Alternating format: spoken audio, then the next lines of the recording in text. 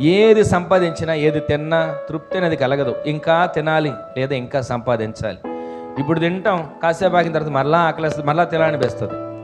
ఎంత సంపాదిస్తాం, ఇంకా నేను సంపాదించాలని ఆశ ఉంటుంది. ఆస్తిపరంగా సంపాదించాలని ఆశ ఉన్నా, ఒకవేళ ఆత్మలు సంపాదించాలనే ఆశ ఉన్నా, ఏది మనం ఈ లోకంలో పోగు చేయాలనే ఆశ కలిగి ఉన్నా, మనము జీవిస్తున్న వారం ఎలా ఉండాలని వాక్యం సెలవుస్తుందంటే, తృప్తి కలిగి మనం జీవించాలి.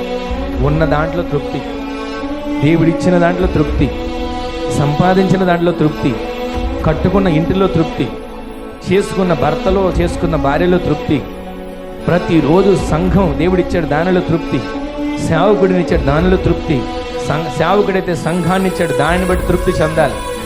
ఎక్కువ ఉన్నారు తక్కువ ఉన్నారు ఇది ఎప్పుడు ఎక్క చూడకూడదు.